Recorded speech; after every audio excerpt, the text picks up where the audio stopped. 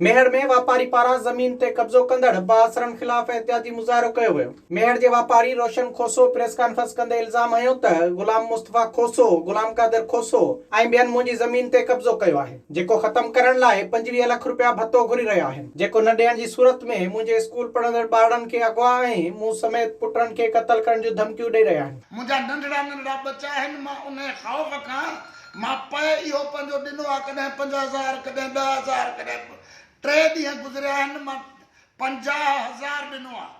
अॼु मूंखां 25 लख जी घुर कई आहे।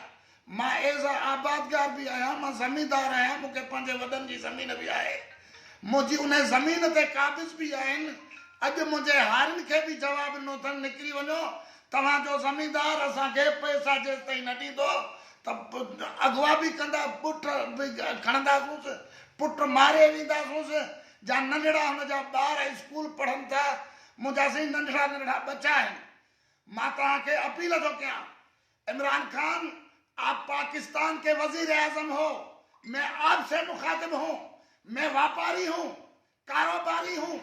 आप कहें तो मैं यहाँ बिजनेस करूँ या कहें तो मैं छोड़कर कहीं भाग जाऊं। हुन घुर कई त वाक़े जी जांच करे इंसाफ़ फराम कयो वञे, ॿी सूरत में एहतिजाज कयो वेंदो। होॾां मेहड़ जे वकील एडवोकेट ज़ाहिद खोसो जे वालिद रोशन खोसो जी ज़मीन ते कब्ज़े ख़िलाफ़ वकीलनि अदालती कार्रवाइनि जो बाइकाट करे एहतिजाजी मुज़ाहिरो कयो। उन मौक़े ते वकील ज़ाहिद खोसे ऐं ॿियनि मीडिया सां ॻाल्हाईंदे चयो त मुंहिंजो वालिद साहब हाजी रोशन अली खोसो मेहड़ जो मशहूरु वापारी ऐं बिज़नेसमैन ऐं हुन सां गॾु लैंडलॉर्ड आहे।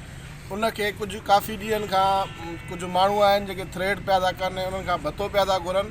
मां पाकिस्तान जे आला इदारनि खां अपील थो कयां त उन्हनि ते भत्ताखोरी जी जेका आहे सा FIR कटी वञे ऐं उन्हनि ते सख़्त खां सख़्त कार्रवाई कई वञे, न त ॿी सूरत में असां हे पंहिंजो दाइरो जेको आहे वकील दोस्तनि जो इहो सॼी सिंध में पूरे पाकिस्तान में वधाईंदासीं। विज़िट कयो अवामी आवाज़ मीडिया ग्रुप जी वेबसाइट awamiawaz.pk।